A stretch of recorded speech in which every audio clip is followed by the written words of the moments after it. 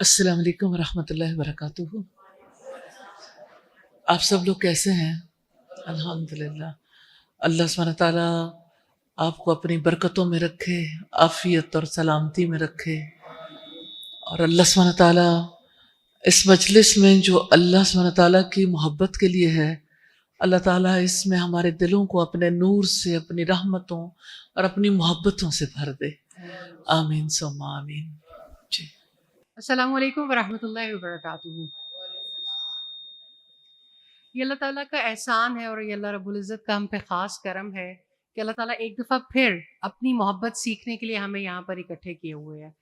और इस सेशंस को जब हमने लास्ट टाइम किया था तब बहुत ज़्यादा ये चांसेस कम हमें नज़र आते थे, लेकिन ये सेशन के दौरान ही अनाउंस हो गया कि इंशाल्लाह इन नशिस्तों का सिलसिला जारी रहेगा। और ख़ुसूसी तौर पे अल्लाह ताला से मोहब्बत इंसान की ज़िंदगी का सबसे बड़ा सरमाया है, ये हम सब जानते हैं। और यही मोहब्बत है जो आपको और हमें यहाँ इकट्ठे किए हुए हैं। यही मोहब्बत है जिसकी वजह से हम आखिरत में अल्लाह ताला के अर्श के साए तले इकट्ठे होंगे। यही मोहब्बत है जो इंसान के लिए पॉजिटिव मोटिवेशनल फोर्स बनती है ज़िंदगी को उसके बनाए हुए असूलों के मुताबिक गुजारने के लिए। तो एक कोशिश है, और कोशिश ये है कि हम अल्लाह की मोहब्बत को इस तरह से सीख सकें। बहुत सारी चीज़ें हम ऐसे कबील से बिलोंग करते हैं, यहाँ पर ऐसे बच्चे भी आएंगे जो शायद पहली दफ़ा किसी ऐसी नशिस्त को ज्वाइन कर रहे होंगे। कुछ ऐसे लोग भी होंगे जो बाकायदा स्टूडेंट्स होंगे, कहीं ना कहीं अल्लाह ताला कोई मोहब्बत को सीखने के लिए बहुत सारी कोशिशें करते रहते होंगे। लेकिन इन नशिस्तों को ऑर्गेनाइज करने का और इसको थोड़ा सा लिमिटेड रखने का पर्पज़ ये है कि कोई कहीं पर भी है, इसको ये प्रोग्राम इस वक्त पे यूट्यूब पे भी लाइव जा रहा है, फेसबुक पे भी लाइव जा रहा है, तो इंशाल्लाह कोई कहीं पर भी है और आप भी यहाँ पर वो बेहतरीन सवाल जो आपके दिलों में है, जो आप पूछना चाहते हैं अपने उस्ताज़ा कराम से, अपनी उस्ताज़ा से, आप वो सवाल पूछ सकें। ये प्रोग्राम एक डिस्कशन बेस्ड प्रोग्राम होगा जिसमें इंशाल्लाह जैसे आज के दिन पर हम लव अल्लाह के ऊपर, अल्लाह ताला से मोहब्बत के ऊपर बात करेंगे।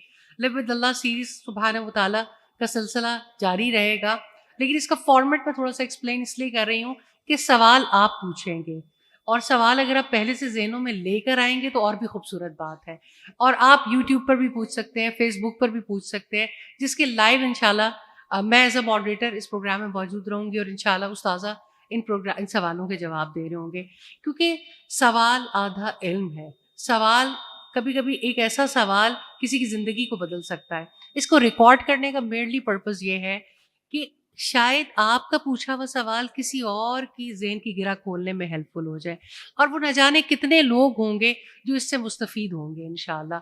तो मैं अल्लाह ताला से इस दुआ के साथ आगाज़ करती हूँ इस प्रोग्राम का कि अल्लाह ताला हमें इसका हक़ अदा करने की तौफ़ीक दे और हमारी गलतियों से दरगुज़र करें और हमारी नीयतों को खालिस करने का मौका दें, और हम अपने अल्लाह रब्बुल इज़्ज़त की पहचान के लिए जो नशिस्तें करना चाहते हैं इसमें हमें कामयाब करें। उस्ताज़ा, अल्हम्दुलिल्लाह रब्बिल आलमीन, एक वसी काम है आपका अल्लाह ताला की मोहब्बत सिखाने के लिए, अल्लाह की पहचान देने के लिए, लोगों को अपने रब से कनेक्ट करने के लिए। अभी हम परसों भी किसी सेशन में थे, तो मैंने वहाँ मैं शेयरिंग कर रही थी कि जब मैं पहली दफ़ा इनसे मिली तो मैंने इनसे पूछा कि आपने अपनी ऑर्गेनाइजेशन का नाम अल-नूर वेलफेयर फाउंडेशन क्यों रखा हुआ है? तो नॉर्मली हमारे ज़हन में आता है कि वेलफेयर फाउंडेशंस का मतलब होगा किसी की भूख मिटाने के लिए काम कर रहे होंगे, किसी को कपड़ा पहना रहे होंगे, किसी डिज़ास्टर में काम कर रहे होंगे। तो आपका तो जो मेजर काम है वो तालीम है। तो आप तो रब की तालीम देते हैं, कुरान और हदीस की तालीम देते हैं, ये रास्ते आसान करते हैं, तो क्या वजह है? तो इन्होंने जब मुझे वो जवाब दिया, वो जवाब आज तक शायद मुझे टिकाए हुए है कि सबसे बड़ा एहसान, सबसे बड़ा काम, सबसे बड़ी लोगों की फलाह और वेलफेयर ये है कि हम लोगों को उस दिन की आग से बचाएं, उस जहन्नम की गर्मी से बचाएं। हम वो मुआशरे में अवेयरनेस क्रिएट करें कि वो अल्लाह ताला के साथ जुड़ जाएं, अल्लाह वाली ज़िंदगी गुजारें। तो अल्हम्दुलिल्लाह उस्ताज़ा, वो जवाब जो आपने मुझे 15 साल पहले दिया था, उस जवाब ने आज तक मुझे टकाया हुआ है कि लोगों की फलाह, और अल-नूर वेलफेयर फाउंडेशन के अम्ब्रेला के नीचे बहुत सारे प्रोजेक्ट्स आज काम कर रहे हैं। और उसमें हमेशा हम कहते हैं कि एजुकेशन इज़ आवर कोर। हम लोगों की ज़हनी उलझनों को दूर करने के लिए काम करते हैं, और आपका एक बड़ा कंट्रीब्यूशन है अल्हम्दुलिल्लाह इस सिलसिले में। अल्लाह की मोहब्बत सीखना क्या बहुत ज़रूरी है, नागज़ीर है? خصوصی طور پہ لو اللہ میں آپ کیا سکھانا چاہتی ہیں؟ And then over to you people. آپ میں سے جو بھی کوئی سوال پوچھنا چاہے گا فرنٹ پر آ جائے گا. انشاءاللہ ان کا سوال بھی ریکارڈ ہو رہا ہوگا اور انشاءاللہ جواب استاذہ دے رہی ہوں گی. تو جتنے آپ پارٹیسپیٹیو ہوں گے اس ڈسکشن پلیٹ فارم کا اتنا زیادہ فائدہ ہوگا. کیا ڈسکشن کرنا زیادہ بہتر نہیں ہے؟ الجھنیں دور ہو جائیں تو زیادہ آسان نہیں ہے. بہت سارے سوال آپ کے پیارے بھی آپ سے پوچھتے ہوں گے, بچے بھی پوچھتے ہوں گے, انسان کو سم ٹائم سمجھ نہیں آ رہی تھی اس سوال کا جواب کیسے دینا ہے.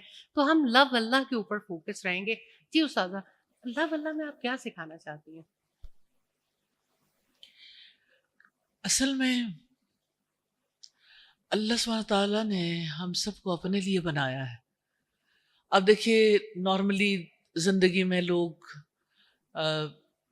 جب کبھی کسی سے سوال نہ بھی ہو تو ان کے ذہنوں میں یہی ہوتا ہے کہ کوئی اپنے بچوں کے لیے جیتا ہے, کوئی اپنے ماں باپ کے لیے جیتا ہے, کوئی عورت اپنے شوہر کے لیے جیتی ہے, کوئی مال کمانے کے لیے جیتا ہے, کوئی زندگی میں کسی پروفیشن کے لیے جیتا ہے.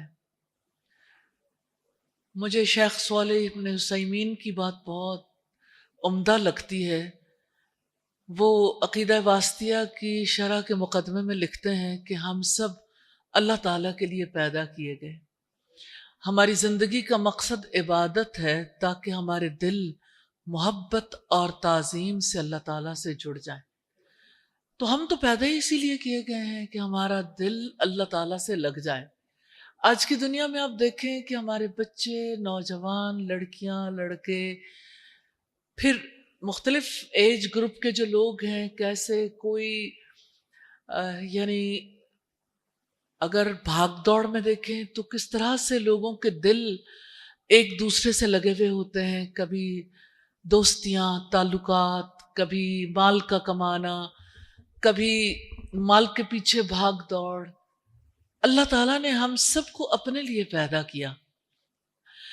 میرے دل میں آتا ہے میں ایک ایک فرد کو جھنجھوڑ کر بتاؤں کہ تم ان سب کاموں کے لیے پیدا نہیں ہوئے ہو. اللہ تعالیٰ نے تمہیں اپنے لیے بنایا ہے اور ہماری زندگی کا مقصد عبادت ٹھہرایا تاکہ ہمارے دل اللہ تعالیٰ سے لگ جائیں محبت اور تعظیم کے ساتھ. اور اب دیکھیں جب سے انسان دنیا میں آیا نا, اس وقت سے سب سے بڑی کوشش جو ابلیس کی ہے وہ یہ کہ بندے کا تعلق اس کے رب سے نہ رہے. تو بندہ جو بھی کام کر رہا ہوتا ہے نا, تو سب سے پہلی چیز جو اس کے دل سے نکلتی ہے وہ اللہ کی یاد ہے. اللہ تعالیٰ سے کنیکشن ہے, اللہ تعالیٰ سے ایک تعلق ہے.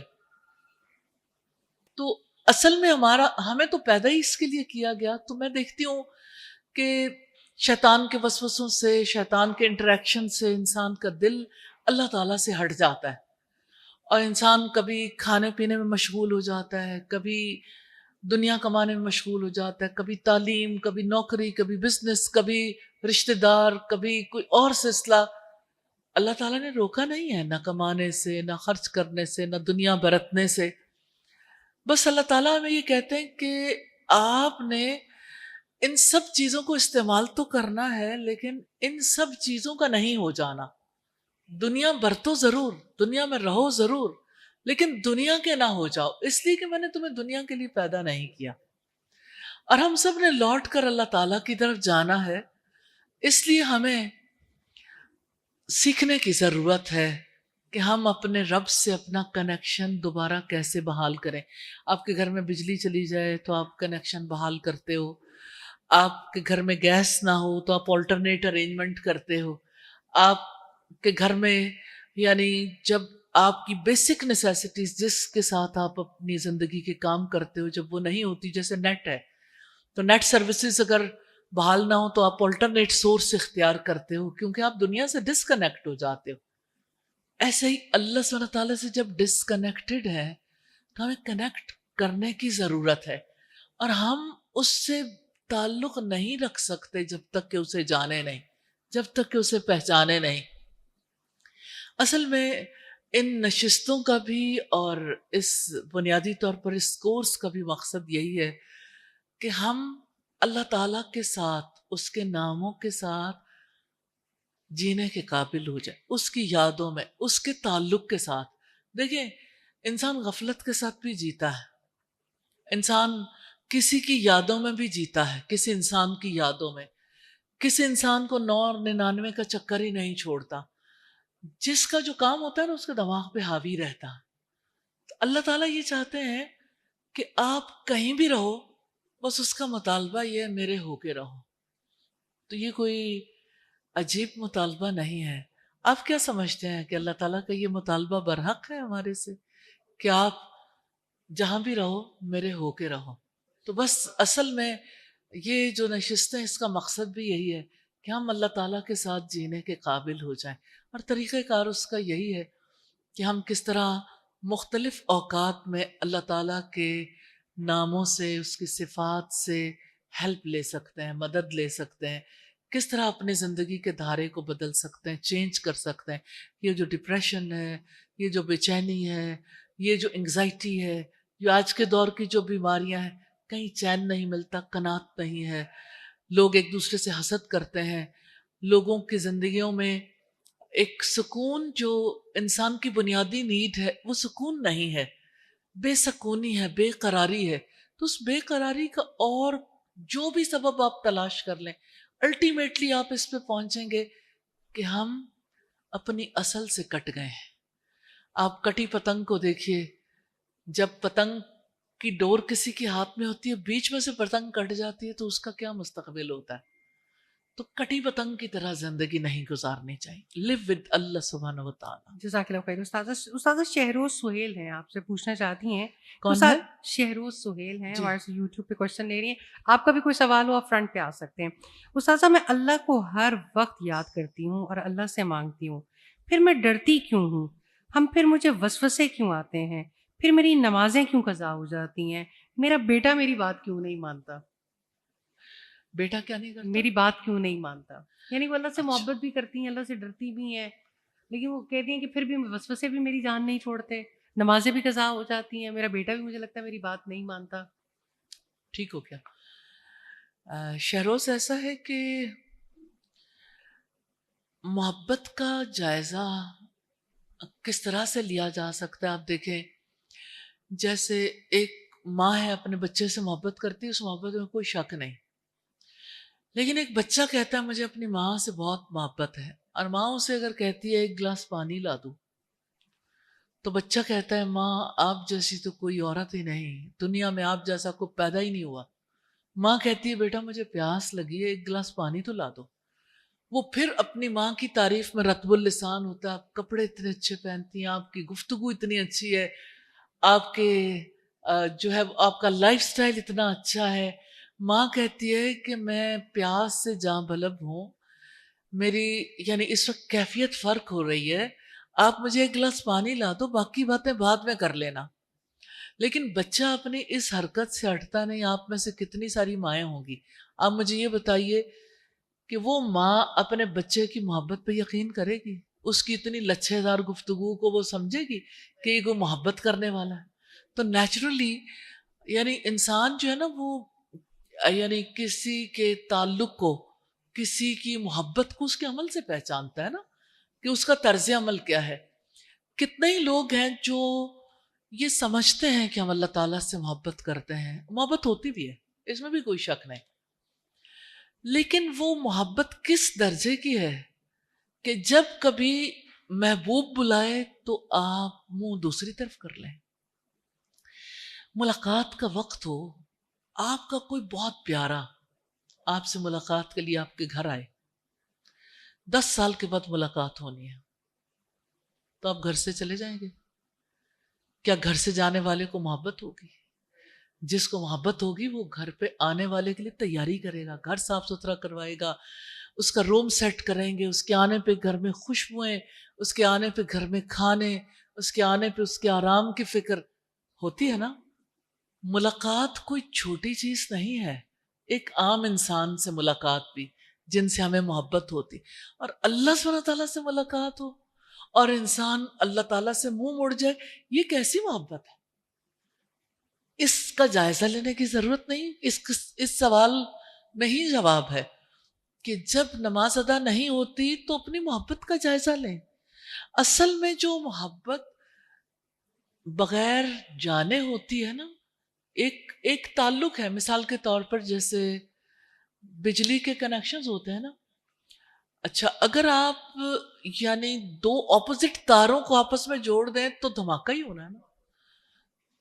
جو تعلق جوڑتا ہے نا وہ تعلق پراپر کنیکشن پراپر ہونا چاہیے.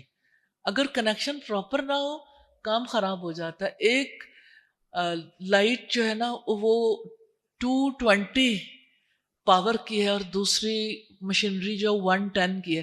110 والے کو اب 220 والے جہاں سے مل رہی ہے پاور اس میں لگائیں گے تو کیا ہوگا؟ نیچرلی طریقہ کار فرق ہو جائے گا. اور جو بیٹا بات نہیں مانتا نا اس میں اللہ سبحانہ تعالیٰ کا پیار ہے. آپ سوچیں گے کہ یہ کیسا پیار ہے کہ اللہ تعالیٰ اس طریقے سے سمجھانا چاہتے ہیں نشانیوں سے کہ دیکھیں جیسے آپ کا بیٹا آپ کی بات نہیں مانتا اور آپ کا دل دکھتا ہے، ایسے ہی میری پیاری بندی جب تم میری بات نہیں مانتی مجھے بھی اتنا ہی برا لگتا ہے. تو جب ایک انسان اپنے رب کے آگے جھک جاتا ہے، اپنے رب سے دعائیں کرتا ہے، اللہ سبحانہ تعالیٰ پھر حالات بدل دیتے ہیں. لیکن پھر بھی جب کبھی بچے بات نہیں مانتے، جب بچے نافرمان ہو جاتے ہیں تو اللہ کے رسول نے ہمیں طریقہ کار بتایا کہ آپ ان کے لیے دعا کرو. اللہ تعالیٰ نے بھی اپنی کتاب میں بتایا. جیسے رب العزت نے یہ دعا سکھائی ہے وَأَصْلِحْ لِي فِي ذُرِّيَّتِي إِنِّي تُبْتُ إِلَيْكَ وَإِنِّي مِنَ الْمُسْلِمِينَ کہ میری اولاد کی اصلاح کر دے، میں آپ سے توبہ کرتی ہوں اور میں مسلمانوں میں سے. تو اب دیکھیے توبہ ضروری ہے نا اپنے طرز عمل پہ.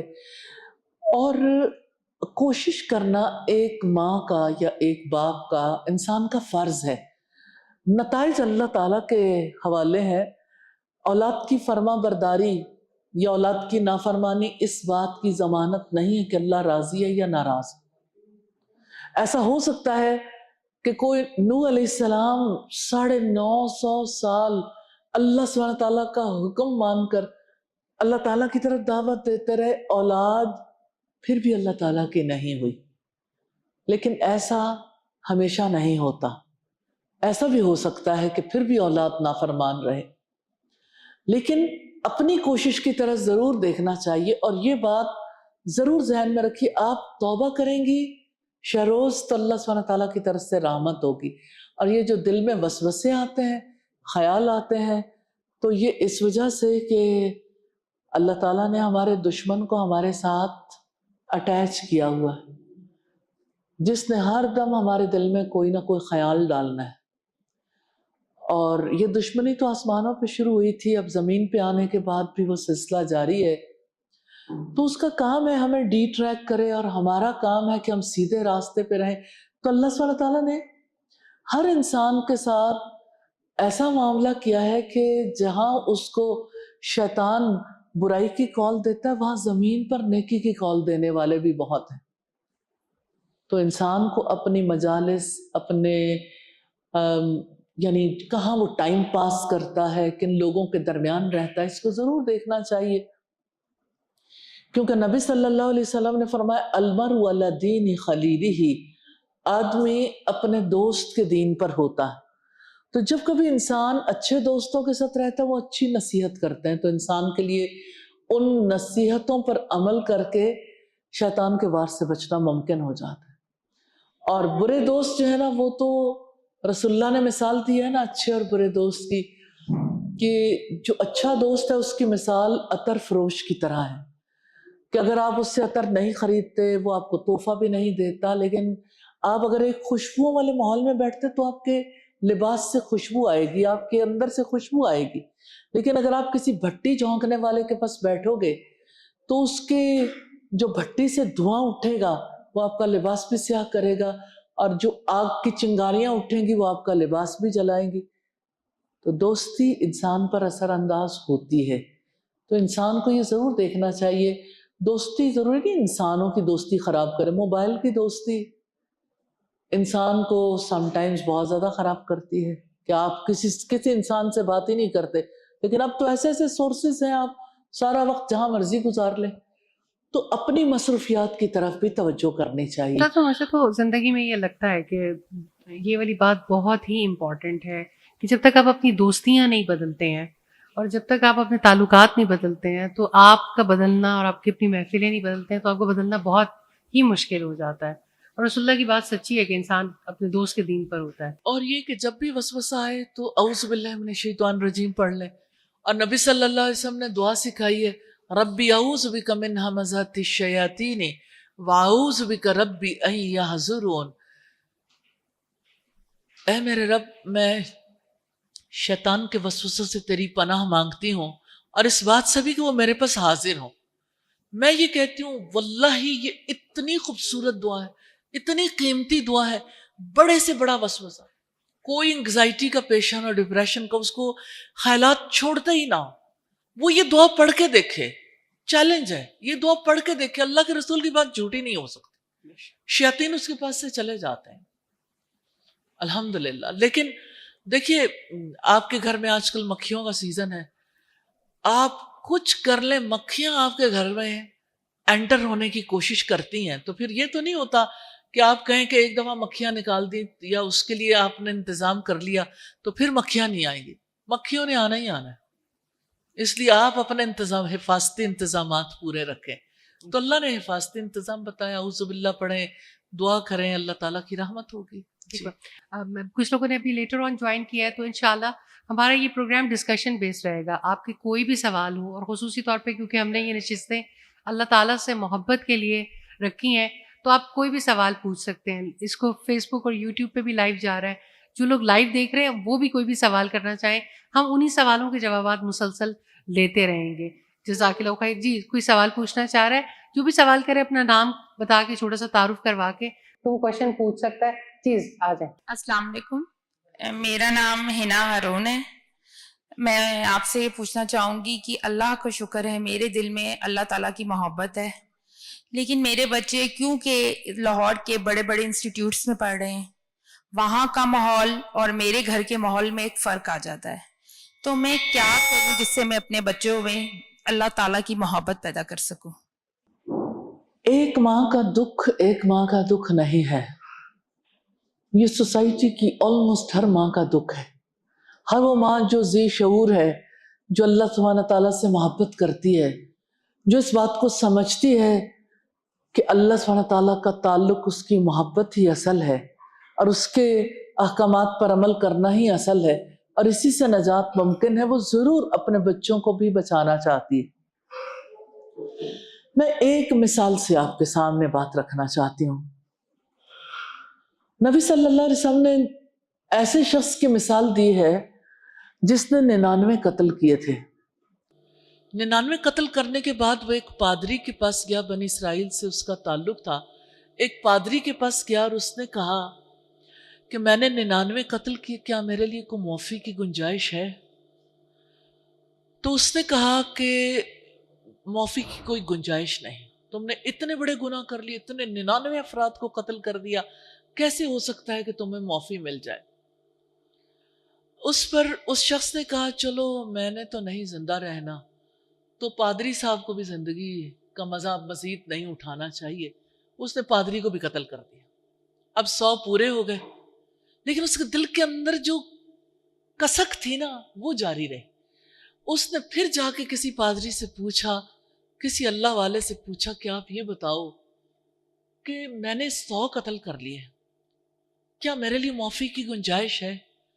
اس نے کہا کہ آپ برے لوگوں کی بستی چھوڑ دو، اگر برے لوگوں کی بستی میں رہو گے تو پھر تو نہیں بچ پاؤ گے. اس نے بات مان لی، وہ اس بستی سے نکلا اور نیک لوگوں کی بستی کی طرف چل دیا. راستے میں پہنچا تو موت کے فرشتے آ گئے. وہ جو نیک روحوں کو سلب کرتے ہیں اور وہ جو بری روحوں کو سلب کرتے ہیں دونوں طرف کے آ گئے. تو جو بدروحوں کو قبض کرتے ہیں ان فرشتوں نے کہا کہ اس نے زندگی میں کبھی کوئی نیکی نہیں کی، اس کو تو لے جانے کے ہم حقدار ہیں. تو جو نیک روحوں کو سلب کرنے والے تھے انہوں نے کہا یہ کیسے ہو سکتا ہے، اس نے توبہ کر لی ہے، اس کو تو ہم لے کے جائیں گے. اب یہ دونوں کے درمیان ٹائی پڑ گئی. تو اللہ سبحانہ تعالیٰ نے یہ بات ان کے دل میں ڈالی کہ آپ فاصلہ ناپ لو. جس طرف کا فاصلہ زیادہ ہے یہ فرد یعنی اس کے مقابلے میں اسے اس طرف کاؤنٹ کیا جائے جس کا فاصلہ کم ہے. اب اس شخص نے کیا کیا کہ مرتے مرتے بھی اپنے آپ کو اس سرزمین کی طرف وہ سینہ اپنا اس طرف کو ڈال رہا تھا جس طرف نیک لوگوں کی بستی تھی. اللہ سبحانہ تعالیٰ نے زمین لپیٹ دی, اس طرف کا فاصلہ کم نکلا جو نیک لوگوں کی بستی تھی, اور اسے نیک روحیں سلب کرنے والے فرشتے لے گئے. تو جب انسان صدقہ کرتا ہے اس سے بھی گناہ مٹ جاتا, دل کو تسکین ہو جاتی ہے. الحمدللہ 3 لوگ جن کی توبہ بعد میں قبول کر لی گئی تھی لیکن جن کا سوشل بائیک آؤٹ ہوا تھا, تو انہوں نے بھی کہا تھا کہ ہم اپنا مال جس کی وجہ سے ہم جہاد پر جانے سے پیچھے رہ گئے تھے اسے اللہ سبحانہ تعالیٰ کے لیے دینا چاہتے ہیں. تو نبی صلی اللہ علیہ وسلم نے فرمایا تھا کہ 1/3 دے دو, باقی روک لو. تو مال سے تزکیہ ہوتا ہے, مال اللہ کی راہ میں دینے سے. تو یہ پیوریفیکیشن کے راستے ہیں الحمدللہ. لیکن سب سے بڑا طریقہ اللہ سبحانہ تعالیٰ کے ناموں سے پاکیزگی میں, عقیدہ درست ہو. جتنا کنیکشن مضبوط ہوتا ہے پیوریفیکیشن کا عمل اتنا زیادہ تیز ہو جاتا ہے الحمدللہ. جزاک اللہ خیر. جی نیکسٹ کوشچن دے سکتے ہیں. السلام علیکم ورحمۃ اللہ وبرکاتہ. بشار رحمان میرا نام ہے. محترمہ, میں نے اپنی ہمت سے کوشش کی کہ ایک ادارہ ہو, اس میں ایک لیڈیز کی, بڑی عمر کی لیڈیز کی کلاس ہو. تو الحمدللہ کلاس کا رینج ہو گیا, ہمیں استاد اچھی جو قابل ٹیچر ہے وہ مل گئی الحمدللہ.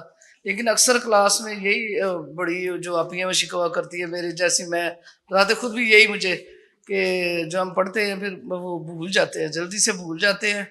کیا اس میں ہماری کچھ محبت میں کمی ہے یا کیا اس میں کوئی آپ طریقہ کار میں بتائیں کو ہم زیادہ سے زیادہ یاد رہ سکے تاکہ ہم دل کی تسلی پائیں. اہم مسئلہ ہے. دیکھیے 2 صورتیں ہوتی ہیں. ایک تو ایج کی وجہ سے سم ٹائمز انسان یعنی اس کو زیادہ دیر تک باتیں یاد نہیں رہتی, اور سم ٹائمز ایسا ہوتا ہے کہ انسان ایج بھی نہیں ہے پھر بھی بھول جاتا ہے. بھول جانا جو ہے نا, یہ آدم علیہ السلام کی زندگی میں اگر ہم دیکھیں تو اللہ تعالیٰ یہ کہتے ہیں کہ ہم نے آدم سے عہد لیا تھا فنسیہ, وہ بھول گیا. ابھی تو پیدا ہی کیا تھا اور ابھی تو چند دن ہوئے تھے وہاں رہتے ہوئے, لیکن آدم علیہ السلام بھول گئے. تو اللہ تعالیٰ نے اس کا جواب دیا, وَلَمْ نَجِدْ لَهُ عَزْمًا, ہم نے اس میں عزم کی کمی پائی, کمٹمنٹ. تو جائزہ لیں کمٹمنٹ کا, کمٹمنٹ سٹرونگ نہیں ہے اتنی. نمبر 1. نمبر 2 یہ کہ بعض اوقات ایسا ہوتا ہے کہ انسان کی کمٹمنٹ بھی ہوتی ہے لیکن اپنے بس میں ہی نہیں ہے کہ چیزیں یاد رہ جائیں. استغفار, اللہ سبحانہ تعالیٰ سے استغفار کرنے کی وجہ سے انسان کو چیزیں یاد آ جاتی ہیں. اگر آپ کو کوئی چیز بھولے, جس وقت آپ کہتے ہیں نا انا للہ و انا الیہ راجعون, آپ کو فوراً فیل ہوتا ہے, وہ پتہ ہی نہیں ہوتا کہ کس طرح سے گمی ہوئی بات یاد آ جاتی. اور اسی طرح سے جیسے یعنی علماء نے اس کے بارے میں حافظے کے اذکار بھی بتائے ہیں, اور سمجھنے کے لیے جیسے سنقریؤک فلا تنسى الا ما شاء اللہ, ان قریب ہم آپ کو پڑھوا دیں گے پھر آپ نہیں بھولو گے, الا ما شاء اللہ, مگر جو اللہ تعالیٰ چاہے. اسی طرح سے جیسے یعنی ایک آیت ہے حضرت سلیمان علیہ السلام کے حوالے سے. حضرت سلیمان اور حضرت داؤد باپ بیٹے تھے.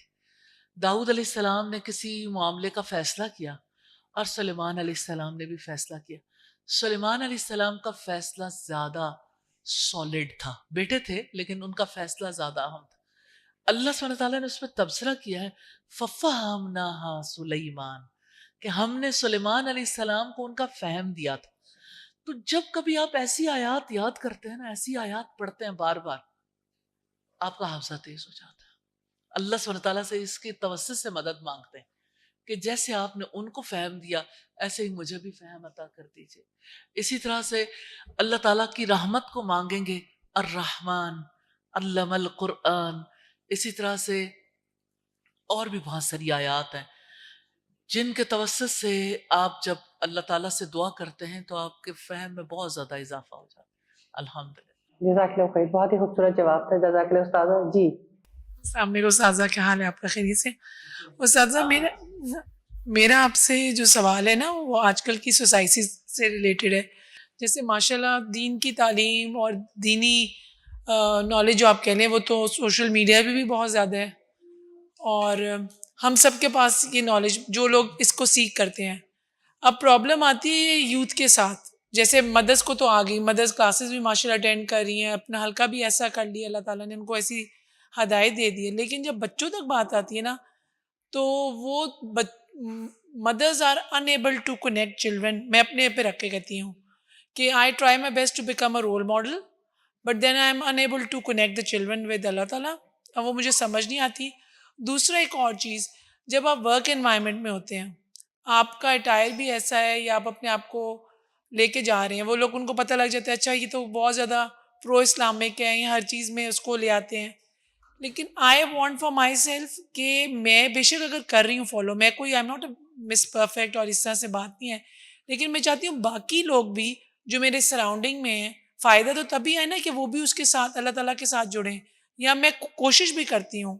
تو کوئی اس میں گائیڈنس آپ دیں کس طرح سے ہم مزید اپنے ساتھ اپنے بچے، سب سے پہلے اپنے گھر، اور پھر اپنے جو ورک پلیس ہے اس میں کیسے اللہ تعالیٰ کے ساتھ جوڑیں.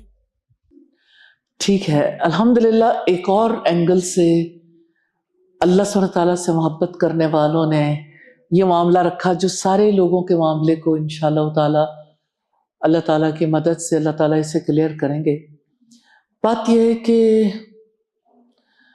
ورک پلیس پہ ہم کس طرح اپنے آپ کو اللہ تعالیٰ سے کنیکٹڈ رکھیں اور اپنے بچوں کا کنیکشن کیسے اللہ سبحانہ تعالیٰ سے جوڑیں. بات یہ کہ ہماری ماں جو بہت سینسیبل ماں ہے، بہت باشعور ماں ہے، میں ساری ماؤں کی بات نہیں کرتی، جو بہت باشعور ماں ہے، جو چاہتی ہے میرا بچہ اللہ سبحانہ تعالیٰ سے کنیکٹڈ رہے، وہ اکیلے ساری زندگی ایفرٹ کر لے. ایک اکیلا ہے اور 2 11. اللہ سبحانہ تعالیٰ نے یہ طریقہ کار ہمارے لیے یہ فرض بنایا ہے کہ ہم اپنی اولاد کی تربیت کریں. جیسے سورہ تحریم میں آتا ہے قُوْ أَنفُسَكُمْ وَأَهْلِيكُمْ نَارًا، اپنے آپ کو اور اپنے گھر والوں کو اللہ کی آگ سے بچاؤ. لیکن اللہ سبحانہ تعالیٰ نے ہمارے لیے پوری سوسائٹی کی اصلاح کے لیے مساجد بنائی. دن میں 5 مرتبہ اللہ سبحانہ تعالیٰ کے ساتھ کنیکٹڈ رہنے والے صرف اللہ تعالیٰ سے کنیکٹڈ نہیں رہتے، آپس میں بھی. جہاں مسجد کا نظام مضبوط ہے، سوسائٹی کے افراد مسجد سے جڑے ہوئے ہوتے ہیں، وہاں پر جب چھوٹی پود ہے نا وہ بھی ساتھ گریجولی ملتی چلی جاتی ہے. پہلے بچے ماں کے ساتھ مسجد جاتے ہیں، پھر باپ کے ساتھ. لیکن انفارچونیٹلی ہم ایسی سوسائٹی سے تعلق رکھتے ہیں جہاں مسجد کے ساتھ تعلق بہت کمزور پڑ گیا، اور اس تعلق کی کمزوری کی وجہ سے بچے، یعنی سب سے پہلی بات یہ ہے کہ ماں کے لیے مسجد کو ممنوع قرار دیا گیا. جب ماں مسجد نہیں گئی اور مسجد میں ماؤں کے لیے، خواتین کے لیے جگہ بھی نہ رکھی گئی، پھر باپ کے ساتھ مسجد جانا، تو باپ اگر فرض کریں کہ نارملی ایسا ہے ہمارے یہاں کہ مرد جو ہیں وہ کم نمازی ہیں، یعنی مسجد کے نمازی کم ہیں، تو اگر باپ خود مسجد نہیں جاتا تو اگر یعنی باپ نمازی نہیں ہے، باپ بچوں کو مسجد نہیں لے کے جاتا، تو پہلے نمبر پر تو یہ ڈسکنیکٹ کر دیا نا اپنے بچے کو ایک نیک ماحول سے، جہاں 5 دفعہ جانا تھا، 5 دفعہ پیوریفیکیشن کا عمل ہونا تھا.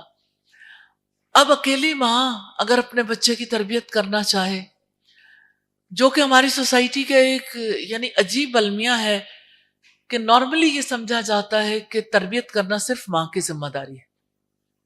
نارملی باپ اس کی ذمہ داری نہیں لیتے. اس کا یہ مطلب نہیں کہ سارے باپ، لیکن میجورٹی ایسے ہی افراد کی ہے جو تربیت کرنا اپنی ذمہ داری نہیں سمجھتے. تو ایسے میں بہت مشقت ہو جاتی ہے. تو میں پھر بھی کہنا چاہتی ہوں کہ جیسے آپ اچھی مجالس میں جاتے ہیں اور مجالس میں جا کے آپ یہ دیکھتے ہیں کہ ایمان بڑھتا ہے. اسی طرح سے بچوں کا ایمان بھی مجالس میں جانے سے بڑھتا ہے. نیک مجلس کتنی ضروری ہے، اچھے لوگوں سے دوستی، پھر اچھی مجالس میں جانا، پھر باقاعدہ طور پر دینی تعلیم دلوانا. ان چیزوں کی ضرورت اپنی جگہ پر رہتی ہے. لیکن وہ بچے جو بڑے ہو گئے، اب وہ ان ساری حدود سے نکل گئے، اب ان کا کیا کریں؟ ان کے لیے بھی دعا کرنی چاہیے. اور سب سے بڑی بات یہ ہے، ہمارے اسلاف ایک بزرگ کے بارے میں یہ کہا جاتا ہے کہ جب لیلۃ القدر آتی تھی تو وہ ہمیشہ اپنے لیے دعا کرتے تھے، یا اللہ مجھے اچھے دوست نصیب کر دے. تو اپنے بچوں کی اچھی دوستیوں کے لیے بھی دعا کرنی چاہیے. اور یہ ہے کہ بچوں کی ہدایت کے لیے ماں باپ سجدے میں وہ دعا کریں جو رسول اللہ نے سکھائی. اللہم اہدی، نام لے لیں، اللہم اہدی نعمان یا اللہم اہدی عائشہ. تو جب آپ دعا کرتے ہیں، اور کوئی یہ نہیں کہ ادھر دعا کر کے بچہ بالکل ٹھیک مسلمان ہو گیا، یہ تو زندگی بھر کی باتیں ہیں. اللہ سبحانہ تعالیٰ ہی کو معلوم ہے کہ وہ کب راستہ بنے گا. لیکن بچوں کی اچھی دوستیوں کے لیے، اچھی مجالس میں شرکت کے لیے، پھر بچوں کی ہدایت کے لیے دعائیں کرنے کے لیے، یہ سب طریقہ اختیار کریں گے تو اللہ تعالیٰ انشاءاللہ آسانیاں کرے گا. لیکن اصل بات یہ ہے کہ بچوں کے لیے ایسے سیشنز ہوں، ایسے ان کے لیے یعنی ماحول مہیا کیا جائے جس کی وجہ سے انہیں بھی کچھ کہنے کا، کچھ سننے کا، کچھ یعنی ان کی کنفیوژنز دور ہوں، ان کے ڈاؤٹس دور ہوں، اور وہ بھی دین کی طرف آنے کے قابل ہو جائیں. تو یہ سارے طریقے آزمانے کی ضرورت ہے. سب سے بڑی چیز دعا ہے. جزاک اللہ خیر. السلام علیکم، میرا نام کائنات جاوید ہے اور میں لاہور کالج کی ایم فل کی اسٹوڈنٹ ہوں.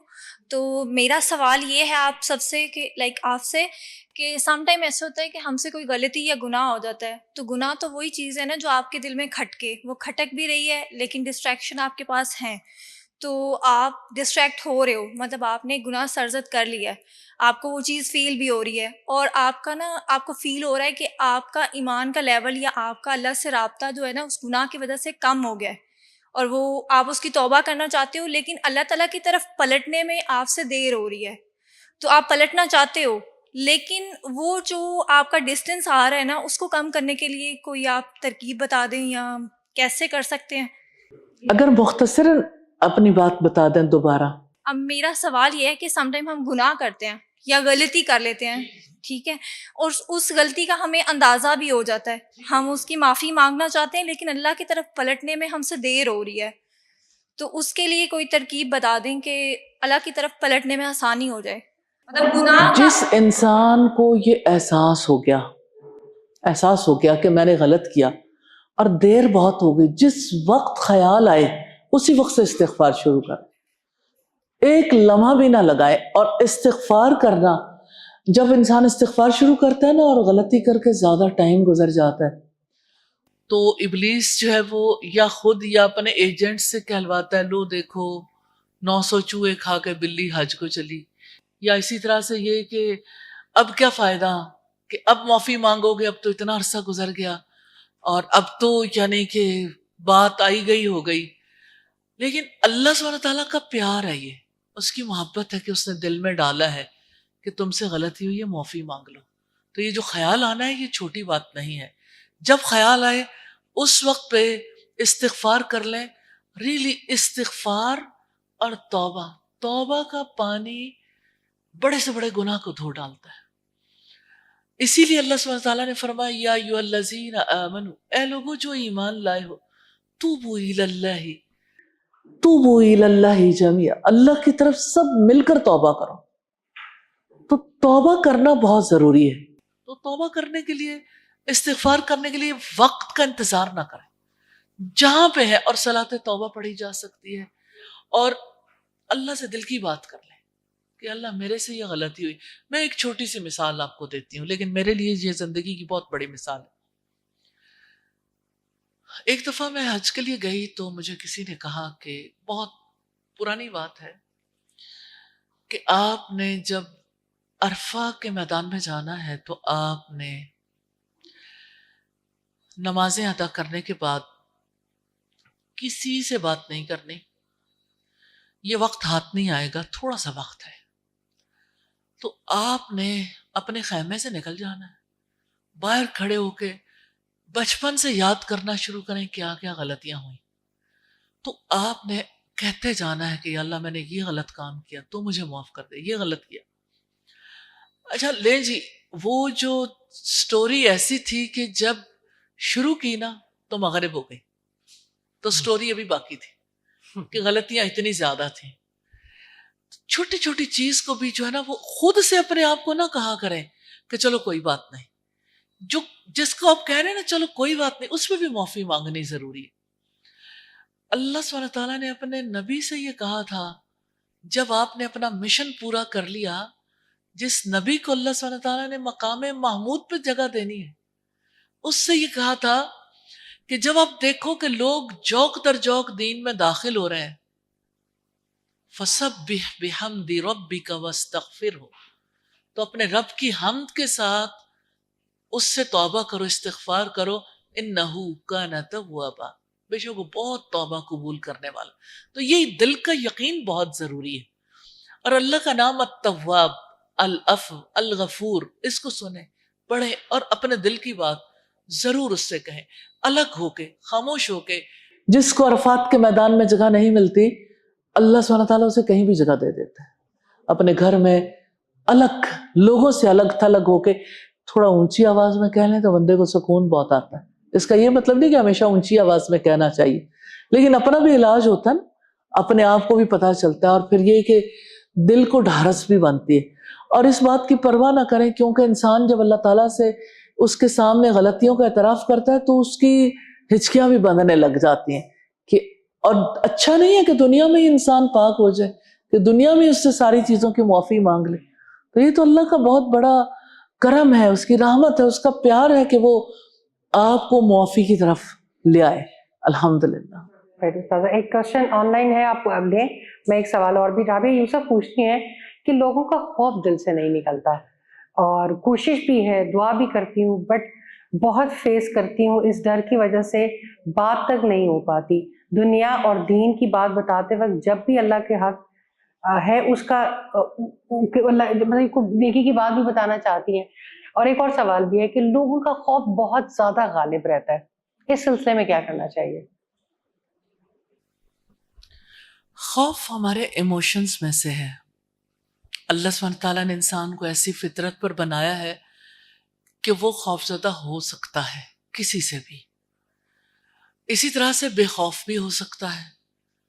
اب یہ انسان کی اللہ سبحانہ تعالیٰ نے جو عقل دی ہے نا، اس کو استعمال کرنا ہے کہ اس نے خوف کس کا کھانا ہے. جو چیز انسان کے لیے بڑی ہوتی ہے انسان اس سے خوف زدہ ہوتا ہے. یہاں پہ حقیقت میں نہیں، ریالٹی میں جس کے لیے جو چیز جتنی بڑی ہے وہ اس سے خوف کھاتا ہے. مثال کے طور پر ایک بچے کو اگر سانپوں میں بٹھا دیں اسے خوف ہی نہیں آئے گا. کرول کرنے والا بچہ، اسے کیا خبر، وہ سانپ کو پکڑ بھی لے گا. وہ موسیٰ علیہ السلام بھی ہوں گے تو انگارہ بھی اٹھا کے منہ میں ڈال لیں گے، کیونکہ انہیں خوف نہیں، پتہ ہی نہیں ہے کہ یہ آگ جلا دے گی، یہ ناگ مجھے کاٹ لے گا. اسی طرح سے آپ دیکھیے کہ انسان جو ہے نا وہ کبھی اپنے بڑوں سے ڈرتے ہیں، اور کبھی ملکوں کی سیاست میں دیکھیں تو اپنے سے بڑے ملکوں میں جو زیادہ پاورفل ہیں ان سے ڈرتے ہیں. سمندروں میں دیکھیں چھوٹی مچھلیاں بڑیوں سے ڈرتی ہیں. اور اسی طرح سے یعنی یہ خوف تو ایسی چیز ہے، خوف بکتا ہے. آپ نے دیکھا نہیں کتنا عرصہ آپ نے کووڈ میں جو گزارا، کیا خوف نہیں بکا تھا؟ اس خوف کی وجہ سے کیا لاک ڈاؤن میں ہم نہیں رہے تھے؟ کیا اس کی وجہ سے ہم سوشل ڈسٹینسنگ پہ نہیں آئے تھے؟ کیا اس کی وجہ سے لوگ ایک دوسرے سے ہاتھ ملانے سے بھی قاصر نہیں ہو گئے تھے؟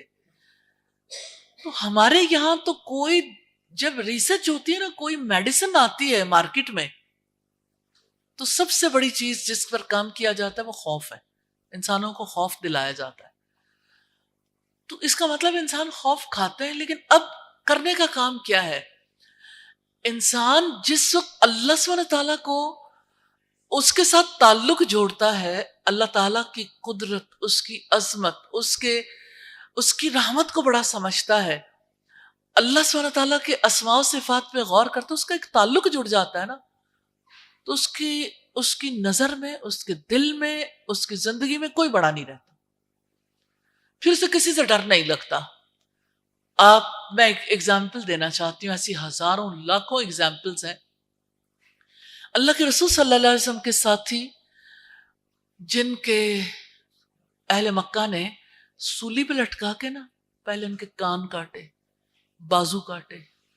آپ سوچ سکتے ہیں کان کٹے نا، کبھی آپ کو موقع ملے نا اللہ آپ کو کبھی نہ دکھائے، لیکن کان کٹتے دیکھے خون کے فوارے نکلتے ہیں.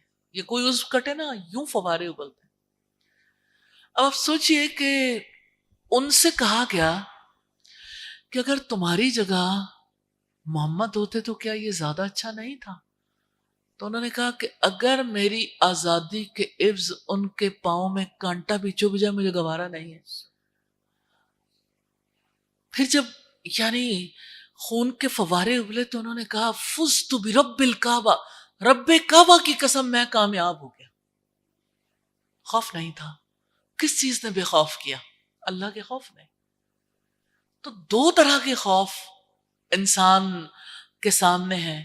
انسان خوفزدہ ہو سکتا ہے مالی مسائل کی وجہ سے، فائنینشیل کرائسس، بچیوں کے رشتے نہیں ہو رہے خوفزدہ ہو سکتا ہے. اچھا سوسائٹی میں کوئی یعنی کہ خاندانی اعتبار سے کوئی ایسا معاملہ ہو گیا کہ اہل خاندان کی نظروں میں کسی کا مقام نہیں رہا، سوسائٹی میں کسی کا مقام نہیں رہا، یا خوف ہے کہ ایسا ہو جائے کہ لوگ مجھے برا سمجھنے لگے، یا اسی طرح سے کسی بھی قسم کا خوف. تو یہ سارے خوف بہت چھوٹے ہو جاتے ہیں جب اللہ کا خوف بڑا ہو جاتا ہے، کیونکہ اللہ سبحانہ تعالیٰ کا خوف دل کی عبادت ہے. تو سلیکشن تو انسان نے کرنی ہے اور نا. اللہ تعالیٰ کا خوف آپ کے اوپر اس طرح سے وہ نہیں کرتا نا، یعنی آپ کو پھر ایک بھلائی کے راستے کی طرف لے کے جاتا ہے. باقی سارے خوف تو آپ کو ایک کیونکہ اللہ ڈپریشن. سبحانہ تعالیٰ نے اجر اتنا بڑا بتایا وَلِمَنْ خَافَ مَقَامَ رَبِّهِ جَنَّتَانِ، جو اللہ کے آگے کھڑے ہونے سے ڈر گیا اس کے لیے 2 باغ ہیں، یعنی باغات ہی باغات. تو یہ تو اللہ کے وعدے ہیں نا.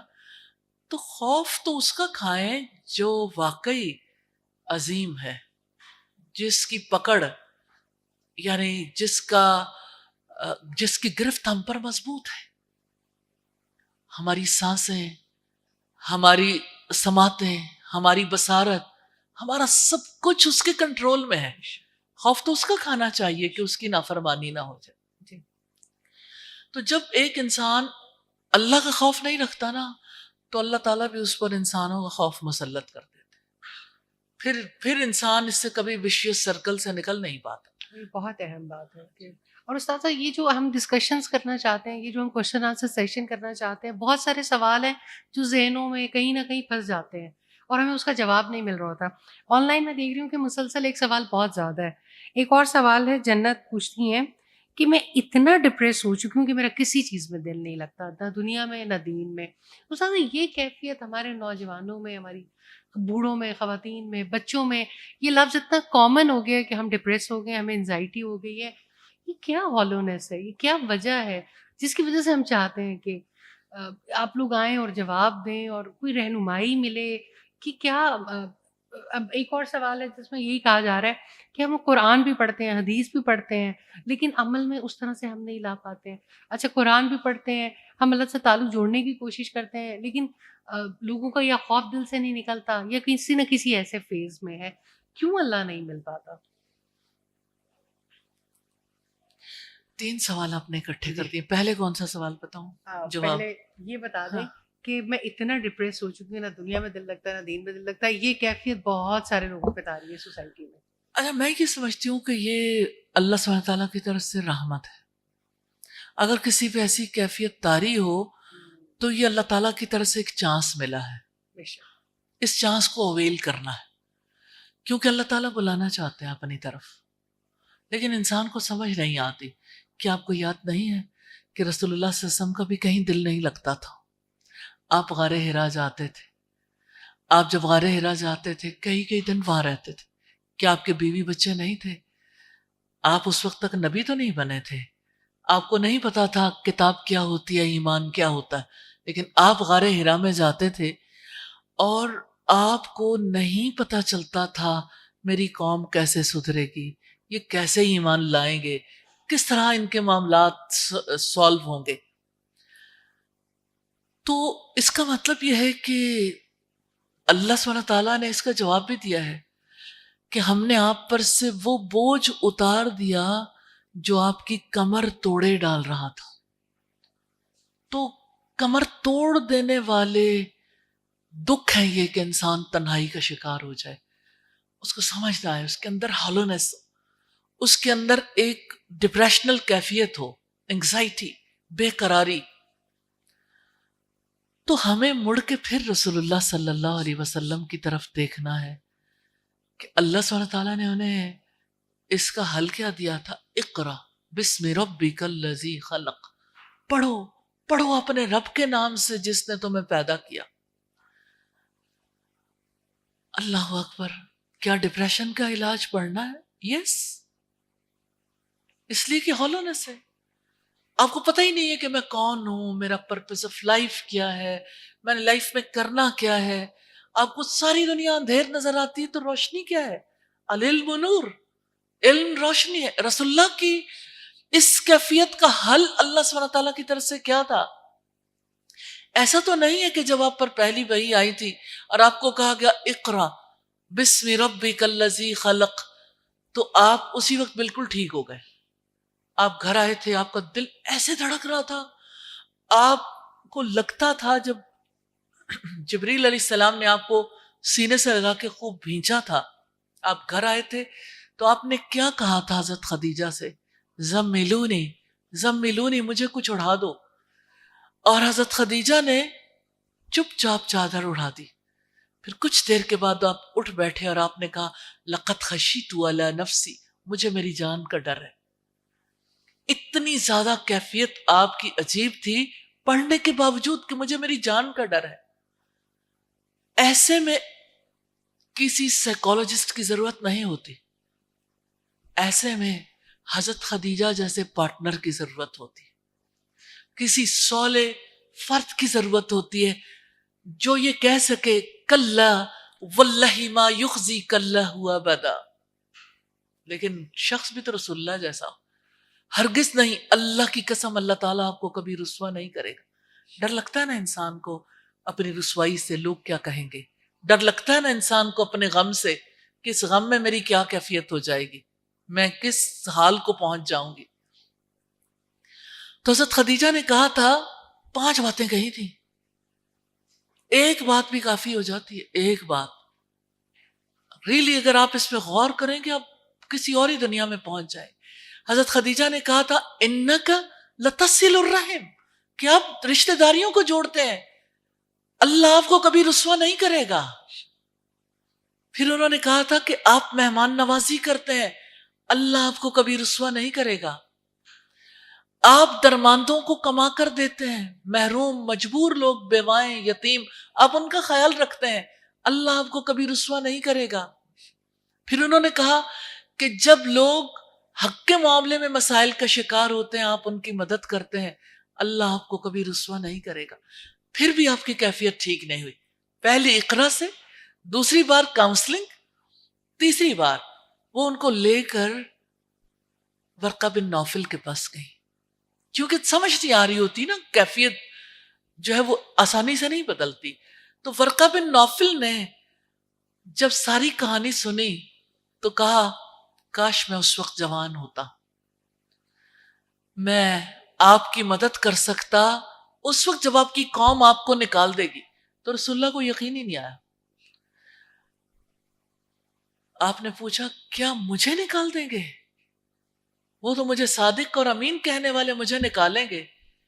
تو انہوں نے کہا اس جیسا پیغام لے کر جب کبھی کوئی آیا ہے اس کے ساتھ ایسا ہی معاملہ کیا گیا. پھر نبی کریم آ گئے واپس، کیفیت پھر بھی ٹھیک نہیں ہوئی. 3 دفعہ ایسا معاملہ ہوا لیکن پھر بھی آپ صلی اللہ علیہ وسلم عجیب کیفیت میں تھے. پھر آپ انتظار میں تھے کہ فرشتہ دوبارہ آئے، مجھے دوبارہ پتا چلے اللہ تعالیٰ کیا کہتے ہیں. پھر وہی نہیں آتی تھی، اس کا غم لگ گیا. کبھی کسی پہاڑ پر چڑھ جاتے کہ اپنے آپ کو نیچے گرا لیں، کبھی آپ باہر نکل جاتے تھے لیکن کہیں قرار نہیں ملتا تھا. پھر اللہ سبحانہ تعالیٰ کی طرف سے ایسا ہوا کہ آپ پہاڑ سے اترے، وادی میں گزر رہے تھے تو آپ نے دیکھا زمین اور آسمان کے درمیان وہی فرشتہ بیٹھا ہے اور آپ سے انہوں نے جب آپ نے دیکھا آپ کا دل پھر ویسے ہی دھڑکنا شروع ہو گیا. آپ کو پتہ ہے انگزائٹی میں انسان کی کیا کیفیت ہوتی ہے. آپ تیز قدموں سے چلتے چلتے گھر آئے اور آپ نے حضرت خدیجہ سے کہا دس سیرونی مجھے کچھ اڑھا دو. تو حضرت خدیجہ نے ایک بار پھر موسم بدل چکا تھا آپ کے اوپر اسی طرح کپڑا ڈال دیا اور پھر حضرت جبریل علیہ السلام آئے اور آپ سے کہا ریلی یہی ڈپریشن کا علاج ہے. یا ایھا المدثر قم فانذر، اے اوڑھنے لپیٹنے والے اٹھو اور لوگوں کو خبردار کرو. جس کسی کو ڈپریشن ہے چیلنج ہے اللہ کے لیے نکلو، ڈپریشن نہیں رہے گا. یا ایھا المدثر قم فانذر، اٹھو اور لوگوں کو خبردار کرو. وَرَبَّكَ فَكَبِّرْ، اپنے رب کی بڑائی بیان کرو، اللہ کی بڑائی. وَثِيَابَكَ فَطَهِّرْ، اپنے کپڑے پاک رکھو. وَالرُّجْزَ فَاهْجُرْ، گندگی سے دور رہو، بتوں کی عقیدے کی گندگی سے. وَلَا تَمْنُنْ تَسْتَكْثِرْ، زیادہ حاصل کرنے کے لیے کسی پر احسان نہ کرو. اللہ اکبر، یہ اتنا بڑا پیکج ہے، اس پہ آپ غور کریں، سمجھیں. اصل چیز یہ ہے کہ لوگوں کے اندر ہالونیس ہے. حافظ ابن قیم کہتے ہیں الوابل السیب میں کہ جیسے انسان کو بھوک لگتی ہے تو اس کے پیٹ میں ایک خلا پیدا ہو جاتا ہے، اسی طرح سے انسان جب اپنے رب کی یاد سے دور ہوتا ہے تو اس کے اندر ایک خلا پیدا ہو جاتا ہے. اس خلا کو اللہ کی یاد کے سوا کوئی چیز دور نہیں کر سکتی. کسی نے مجھ سے کہا کہ میرا بچہ پیدا ہوا اور مجھے پوسٹ پارٹم ڈپریشن ہو گیا. ڈاکٹرز کہیں ڈپریشن کی میڈیسن آپ لے لو، آپ نیند کے لیے میڈیسن لے لو، کیونکہ نیند نہیں آتی تھی انہیں. تو کہتی ہیں کہ مجھے ڈاکٹرز نے جب کہا تو میں نے کہا مٹی سے بنی میڈیسن کھا کے میرے لیے آپ نے یہی سجیسٹ کیا نا میں سوئی رہوں، کیونکہ بغیر اس مٹی کے مجھے نیند نہیں آئے گی. تو مٹی بڑی ہے یا کلام بڑا ہے؟ اللہ کا نام بڑا ہے. میں دیکھوں گی کہ اللہ کا ذکر مجھے ٹھیک کرتا ہے یا آپ کی میڈیسن جو ہے لوگوں کا ڈپریشن کو دور کرتی. کہتی کہ میں نے اللہ سبحانہ تعالیٰ کا ذکر زیادہ کرنا شروع کر دیا. میرے اوپر کہتی ہیں کہ بہت مشکلات تو آئیں، کیونکہ ظاہر ہے کہ اس کیفیت سے نکلنا آسان نہیں ہوتا، لیکن کہتی ہیں کہ ہر آنے والے دن پہ میری کیفیت بدلتی گئی اور آلموسٹ کوئی 1 مہینے کے بعد میں اپنے گھر میں تھی. پہلے تو میں باہر بھی نہیں جا سکتی تھی، مجھے ڈر لگتا تھا، خوف بہت زیادہ تھا. پھر میں اپنے گھر سے نکلی، جب میں اپنے سٹی سے نکلی تو میرے وہ جو ٹیبوز تھے وہ ٹوٹنا شروع ہو گئے. تو مجھے کسی نے کہا کہ آپ اب جو ہے نا چھوٹی چھوٹی ایسی شارٹ ٹرم ہوپس لیں جس سے آپ اس کیفیت سے نکل جائیں، کوئی اچیومنٹ کا احساس ہو. کہتی ہیں کہ میں نے لوگوں کو چھوٹی چھوٹی جو باتیں مجھے پتا تھی میں نے سکھانا شروع کر دی، اور اس میں مجھے اتنا لطف آیا لوگوں کو دعوت دیتے ہوئے. میں نے خود قرآن پڑھنا شروع کی، لیکن مجھے جو بات پتہ چلتی تھی میں فوراً دوسروں کو بتاتی تھی. اللہ سبحانہ تعالیٰ نے مجھے بالکل اس سے نکال دیا. تو دیکھیں، ایک اللہ تعالیٰ کا طریقہ کار ہے اور ایک انسانوں کا بنایا ہوا طریقہ کار ہے. مجھ سے خاتون نے کہا کہ شاید میں نے پہلے بھی تذکرہ کیا ہو کہ میرے ہسبینڈ کو ڈپریشن ہو گیا تو میں انہیں تھراپسٹ کے پاس لے کے گئی تو انہوں نے کہا کہ آپ ہسبینڈ کے ساتھ نہیں آ سکتی. کہتی ایک سیشن دوسرا سیشن. میں نے کہا کیا بات ہے، یہ تو آپ کو اس پوزیشن میں نہیں ہے کہ بتا سکیں انہیں کیا ہوتا ہے. ان کو تو میڈیسن بھی میں دیتی ہوں، ان کے تو سارے کام میں کرتی ہوں، یہ ایسی کیفیت تک پہنچ گئے ہیں تو مجھے ساتھ بیٹھنے تھے. کہتی بڑی مشقت کے ساتھ میں بیٹھی تو مجھے پتا چلا کہ یہ سائیکالوجسٹ کیا کرتے ہیں، یہ تو اللہ سبحانہ وتعالیٰ کے طریقہ کار کے کتنا خلاف چلتے ہیں.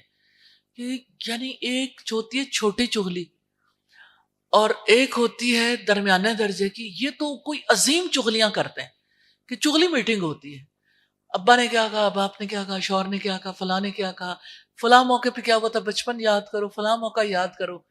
اور وہ جو ایک انسان مصیبت میں پھنسا ہوا ہے نا، اس کو اللہ سے کنیکٹ کرنے کی بجائے اس کے گناہوں سے، اس کی غلطیوں سے کنیکٹ کر دیتے، وہ اور بیچارہ اپنے وشیس سرکل میں پھنس جاتا.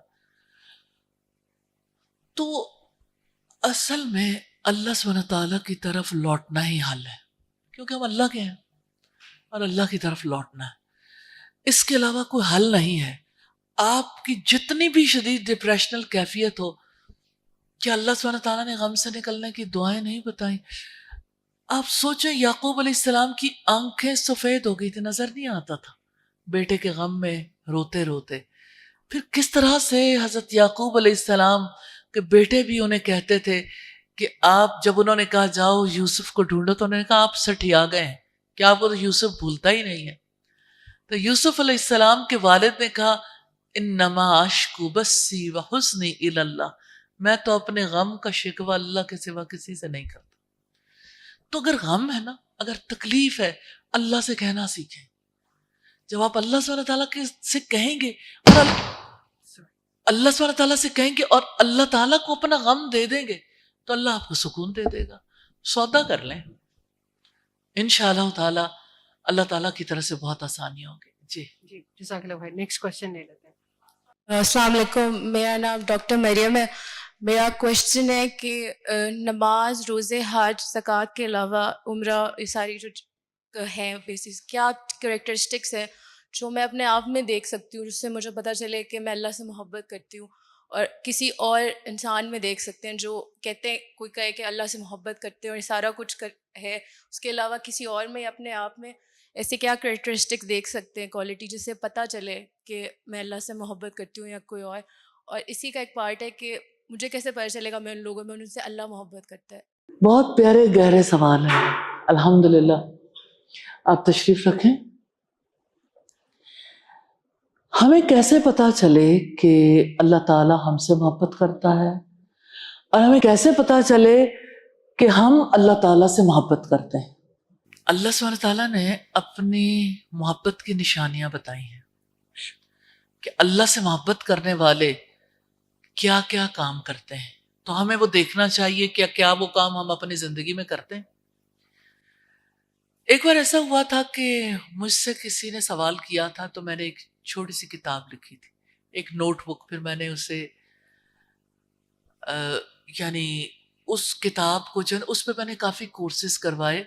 ابھی بھی وہ ہماری ویب سائٹ پہ آئی تھنک کورس موجود ہوگا، ماذا یحب اللہ، جی. کہ اللہ تعالیٰ کس چیز کو پسند کرتے ہیں. تو اللہ تعالیٰ کے پسندیدہ اعمال ہیں جن سے یہ پتہ چلتا ہے. جیسے ایمان، اللہ تعالیٰ ایمان کو محبوب بھی کر لیتا ہے ان لوگوں کے دلوں میں جن سے اللہ تعالیٰ محبت کرتا ہے، اس کی وجہ سے لوگ اللہ تعالیٰ سے محبت کرتے ہیں. اسی طرح سے نماز ہے، جیسے آپ نے کہا. اسی طرح سے یہ ایک یعنی اس کے اوپر ہمارے علماء نے جو کام کی ایک طویل فہرست ہے نیک اعمال کی. اللہ تعالیٰ متقیوں کو پسند کرتا ہے، اللہ تعالیٰ محسنین کو پسند کرتا ہے، اللہ تعالیٰ جو ہے وہ تکبر کرنے والوں کو پسند نہیں کرتا. بہت ساری چیزیں.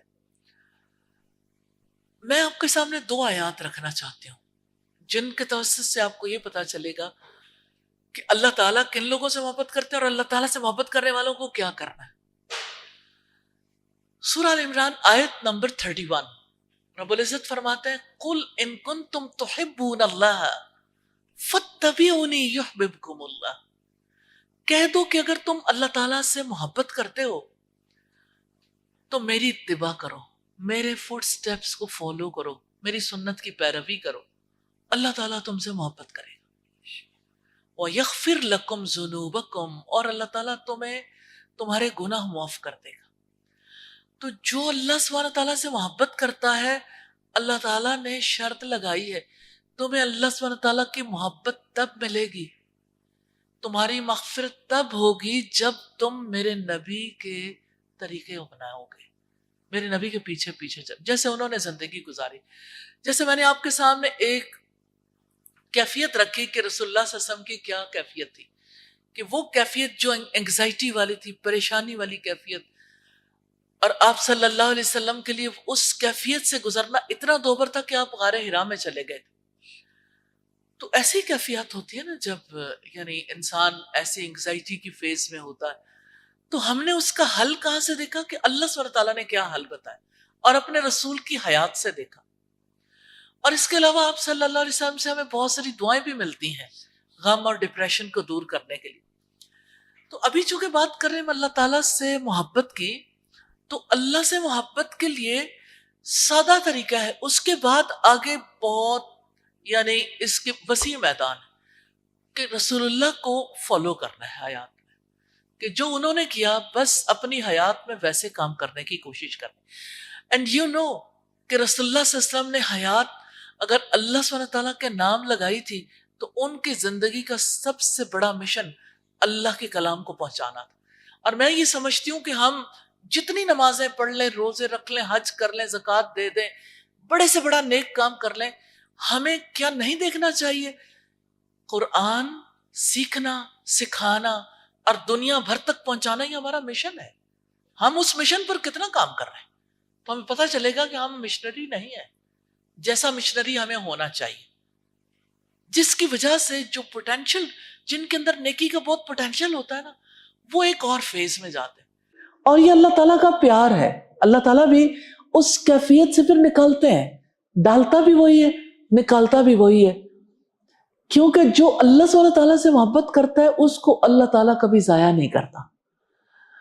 اللہ تعالیٰ جب یہ کہتا ہے نا ان اللہ لا یضیع اجر المحسنین، اللہ کبھی نیک لوگوں کے اجر کو ضائع نہیں کرتا. تو اللہ تعالیٰ کبھی بھی ایسے لوگوں کو ضائع نہیں کرتا جو اس سے محبت کرتے ہیں، جو نیک اعمال کرتے ہیں.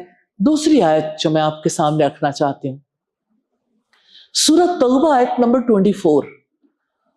اللہ سبحانہ تعالیٰ نے اس آیت میں ہمیں بتایا ہے کہ آپ اللہ سبحانہ تعالیٰ سے محبت کرنے کے لیے اپنی لائف کی پرائورٹیز کو چینج کر لو. قُلْ إِنْ كَانَ آبَاؤُكُمْ وَأَبْنَاؤُكُمْ وَإِخْوَانُكُمْ وَأَزْوَاجُكُمْ وَأَشِيرَتُكُمْ وَأَمْوَالٌ اقْتَرَفْتُمُوهَا وَتِجَارَةٌ تَخْشَوْنَ كَسَادَهَا وَمَسَاكِنُ تَرْضَوْنَهَا أَحَبَّ إِلَيْكُمْ مِنَ اللَّهِ وَرَسُولِهِ وَجِهَادٍ فِي سَبِيلِهِ فَتَرَبَّصُوا حَتَّى يَأْتِيَ اللَّهُ بِأَمْرِهِ. یا اللہ میں آپ سے دعا کرتی ہوں آج کی مجلس میں جتنے لوگ بیٹھے ہیں جو سن رہے ہیں، یا اللہ ان میں سے کوئی ایسا نہ ہو جس کو ترجمہ سنانا پڑے، کہ لوگ اللہ کی کتاب کو اس طرح سے سمجھیں کہ انہیں ترجمہ سنانا نہ پڑے، وہ خود سے انہیں آتا ہو. تو یہ آپ کے لیے دعا ہے کہ اللہ تعالیٰ آپ کو قرآن کا علم نصیب فرمائے اور حدیث رسول کا علم نصیب فرمائے. تو اللہ سبحانہ تعالیٰ کہتے ہیں کہ کہہ دو اگر تمہارے باپ، تمہارے بیٹے، تمہارے بھائی، تمہاری بیویاں، تمہارے کنبے قبیلے کے لوگ، تمہارے وہ مال جو تم نے کمائے ہیں، تمہارے وہ بزنس جن کے ماند پڑ جانے سے تم ڈرتے ہو، تمہارے وہ گھر جو تمہیں بے حد عزیز ہیں، احب الیکم من اللہ، اگر تمہیں اللہ تعالیٰ سے زیادہ محبوب ہیں. 5 رشتے، اوپر والے آبا، نیچے والے ابنا، برابر والے اخوان، اور لائف پارٹنر ازواج، اور باقی کنبے قبیلے کے لوگ. اس سے باہر رشتے ہی نہیں ہیں.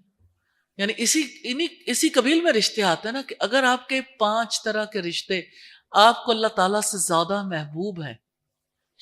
3 طرح کی وہ چیزیں جس میں انسان کا دل لٹکتا ہے، انسان کا مال ہے، اس کا بینک بیلنس ہے، اس کا بزنس ہے اور اس کا گھر ہے.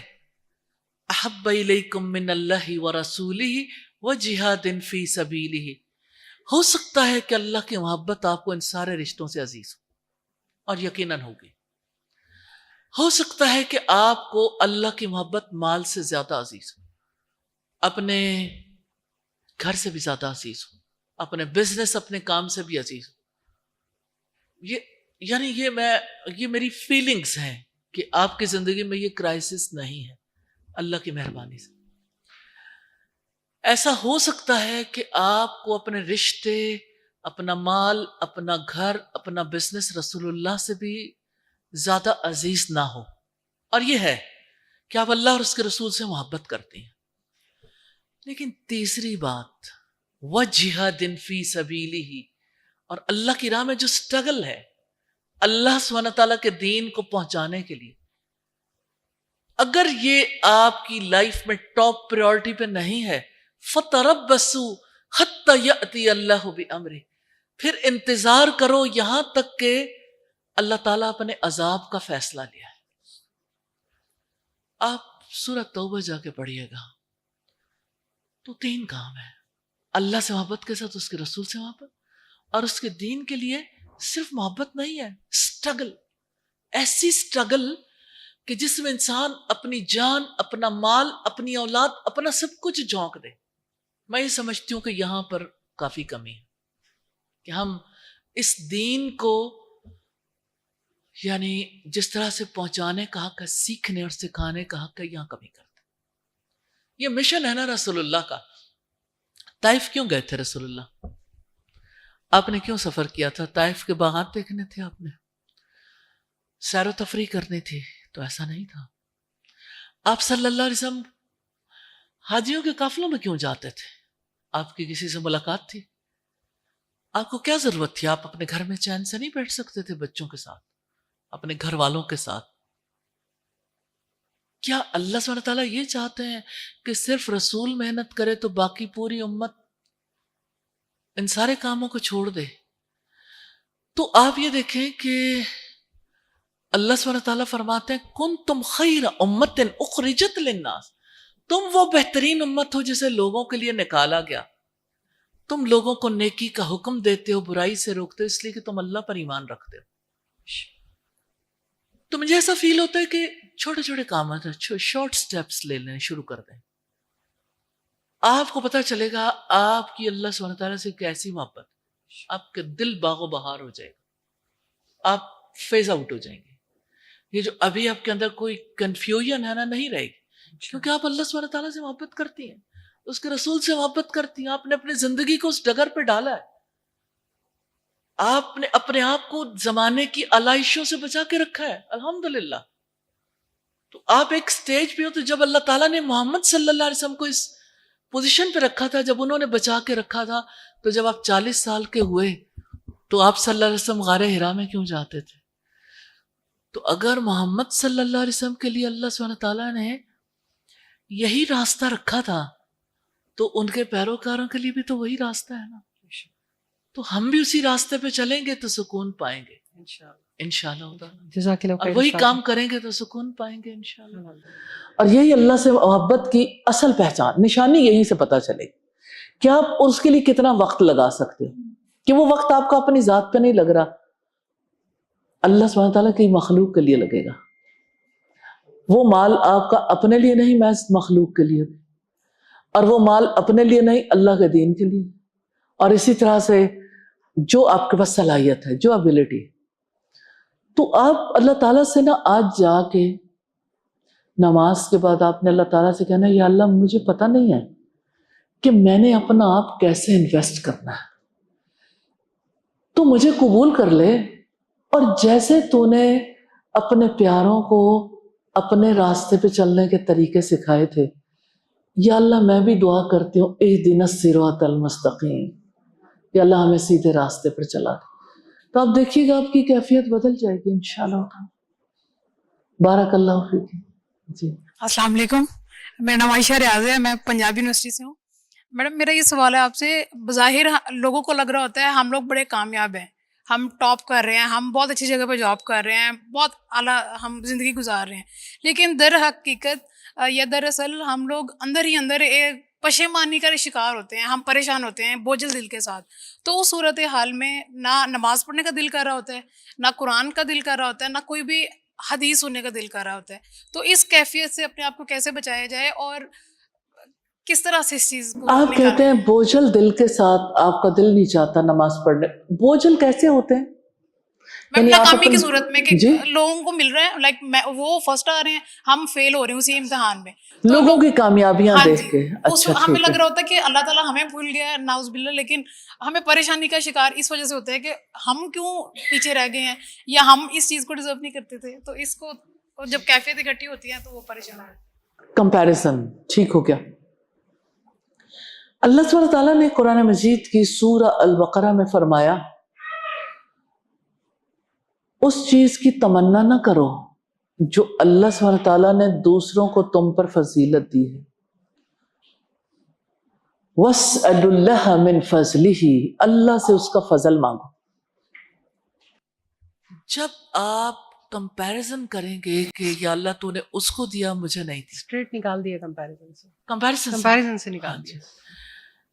جب اللہ سبحانہ تعالیٰ نے آپ کو جو کچھ دیا ہے اس پر غور کریں گے، این اس موقع پر جب ابلیس آپ کے دل میں وسوسہ ڈالے، آپ اس موقع پہ غور کریں گے کہ اللہ تعالیٰ نے مجھے کیا کچھ دیا۔ آپ کو صحیح دماغ دیا، جبکہ مینٹل ہیلتھ بہت متاثر ہے لوگوں کی۔ آپ کی آنکھیں صحیح دیکھتی ہیں، آپ کے کان صحیح دیکھتے ہیں، آپ کی زبان صحیح بات چیت کرتی ہے، آپ کے اعضاء صحیح ورک کرتے ہیں، آپ کو اعلیٰ تعلیم دلوائی، آپ جو کچھ کر رہے ہیں اللہ سبحانہ تعالیٰ کی تقدیر کے مطابق، یہ اللہ کا فیصلہ ہے۔ تو دل کی عبادت ہے اللہ کے فیصلے پہ راضی ہونا، کہ میرے اللہ نے جو مجھے دیا یہ میرے اللہ کا فیصلہ، میں اس پہ راضی، اور اللہ سے دعا کریں یا اللہ مجھے راضی کر دے۔ دوسری بات کہ جو نہیں ملا اس کے بارے میں آپ اپنے آپ کو میسج دیں، یقیناً اس میں میرے لیے خیر ہے۔ اگر اس میں میرے لیے خیر ہوتی تو اللہ نے مجھے دے دینا تھا، اس میں میرے لیے خیر نہیں ہے، اس میں اس کے لیے خیر ہوگی، تو اس کو جو مل رہا ہے اس کا معاملہ اس کے ساتھ ہے، جو اللہ میرے ساتھ کر رہا ہے وہ میرے ساتھ ہے۔ تو مجھے تو اللہ سبحانہ تعالیٰ نے بہت اچھے حال میں رکھا ہے، تو جو اللہ تعالیٰ نے دے دیا میں نے اس پہ خوش رہنا ہے، اور میں نے اپنے دل سے اس کا عبادت گزار بننا ہے۔ یہ بہت بڑی عبادت، یہ بہت بڑی نیکی، اللہ کی رضا پہ راضی رہنا، ہر حال میں شکر ادا کرنا ہے۔ جی۔ استاد آپ کی اس مثال سے مجھے اپنی ایک استاد یاد آ گئی، ابھی پچھلے دنوں ان کی ڈیتھ ہوئی، اللہ تعالیٰ ان کو غریق رحمت کرے۔ جب میری والدہ کی ڈیتھ ہوئی تو ان کی مجھے تعزیت کے لیے کال آئی۔ پچھلے اسکول ایج کے بعد سے میں کبھی دوبارہ ان سے نہیں ملی تھی، لیکن مجھے یہ پتا تھا کہ وہ اسکول کے گھر قریب اسی گھر میں رہتی تھیں جس گھر میں ہم نے بچپن میں انہیں دیکھا تھا۔ بہت کوئی مالی وسعت بھی نہیں آئی تھی، کوئی حالات بھی نہیں بدلے تھے۔ جب میں نے ان سے پوچھا کہ آپ کا کیا حال ہے تو تقریباً 6-7 منٹ انہوں نے فون پہ شکر ادا کیا، اور اللہ کا میں کس بات پہ شکر ادا کروں، اللہ کا شکر ہے، یہ بھی اللہ کا شکر ہے۔ اور میں اگلے 6 مہینے ورطہ حیرت میں رہی، کیونکہ ہم دیکھتے ہیں کہ مالی اسباب، ہم بھی وہیں رہتے تھے، گھر بدل گئے، علاقے بدل گئے، سہولیات بدل گئیں، ماحول بدل گیا، بچوں کی کامیابیاں دیکھتے ہیں تو وہ بدل گیا۔ تو میں ان ساری 6 مہینے میرے ذہن سے ان کا شکر نہیں گیا کہ آخر وہ کیا چیز تھی جو ان کی زندگی میں مجھے بظاہر تو کچھ بھی بدلا ہوا نظر نہیں آتا تھا، لیکن اس قدر شکر۔ اور جب بھی میں ان کے لیے دعا کرتی ہوں تو میں ان کی اسی بات کو یاد کر کے دعا کرتی ہوں کہ یا اللہ وہ تیرے سے اتنی امید باندھتی تھیں، اور اس حال میں میں نے ان کو اتنا شکر ادا کرتے دیکھا ہے۔ تو آپ ان کی اپنی شان کے مطابق ان کا الفاظ درجہ جزاک اللہ خیر، اللہ سبحانہ تعالیٰ نے بھی اپنی کتاب میں یہی فرمایا، لَإِن شَكَرْتُمْ لَأَزِيدَنَّكُمْ، اگر تم شکر ادا کرو گے میں ضرور تمہیں زیادہ دوں گا۔ تو اللہ سبحانہ تعالیٰ سے وہ چیز مانگنی چاہیے جو لانگ لاسٹنگ ہے، کہ یا اللہ دنیا میں تو نے جو بھی دیا لیکن آخرت میں تو نے مجھے یہ اور یہ اور یہ سب کچھ دینا ہے، اور مجھے وہ کامیابی چاہیے جو کبھی ختم نہ ہو۔ اور اللہ کا وعدہ ہے نا کہ، اور اللہ تعالیٰ کہتے بھی ہیں کہ سب سے زیادہ مشکلات ان پر آئیں جو میرے راستے پہ تھے، اور پھر ان کے بعد جو ان کے راستے پہ تھے، اور جو مجھے استاذہ کے ساتھ زندگی گزارتے ہوئے بڑا قریبی طور پہ جانتے ہوئے بہت سال ہو گئے الحمدللہ، تو میں دیکھتی ہوں کہ مشکلات عام انسانوں سے بہت زیادہ آتی ہیں، اور جب آتی ہیں آزمائشیں تو اتنی بڑی بڑی ہوتی ہیں کہ سمجھ نہیں آتا، کہ کبھی کبھی انسان کہتا ہے کہ باقی تو سب دنیا گزار رہے ہیں آرام سے، آخر ان پہ آزمائش کا یہ سلسلہ کیوں نہیں ہوتا؟ تو جب بھی میں استاذہ سے کہتی ہوں کہ استاذہ یہ آزمائش کیوں، یہ ہم پہ کیوں آتی ہے، ایسا کیوں ہو جاتا ہے، تو وہ ہمیں ایک جملہ جو انہوں نے ابھی سیشن میں بھی کہا، وہ میرے کانوں میں ہر وقت گونجتا رہتا ہے، فائزہ ہمارا اس حالات میں رہنا ہی بہتر تھا، میرے اللہ کو پتہ ہے کہ میرے لیے یہ حالت بہتر تھی،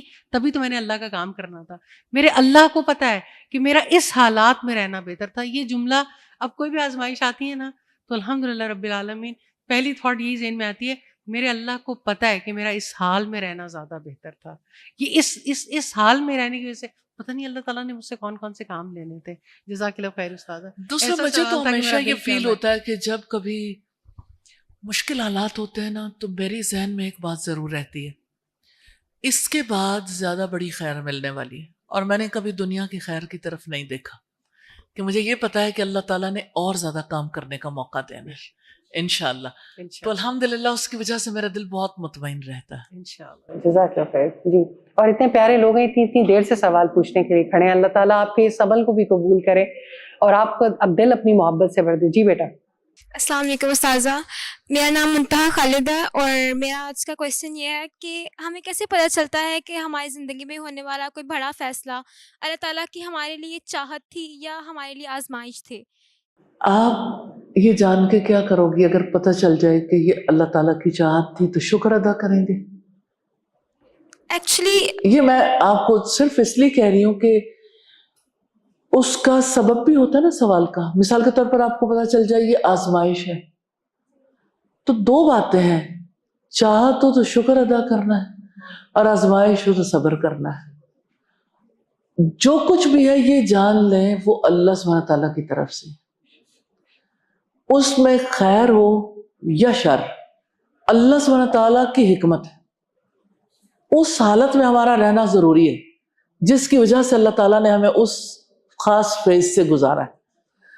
तो अगर किसी इंसान को पता चल जाए तब भी उसने ये सब्र करना है या शुक्र, तो पहले ही कर ले कि उसके अल्लाह की रजा पे राजी हो जाए कि अल्लाह तेरी तकदीर है, मैं तेरी तकदीर पे राजी हूं.